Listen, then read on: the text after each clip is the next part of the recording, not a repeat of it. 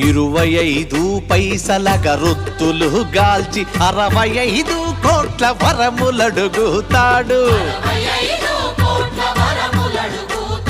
దైవాల పేరుతో చందాల కైదంద భక్తి ముసుగు తొడిగి భలే పోజు పెడతాడు.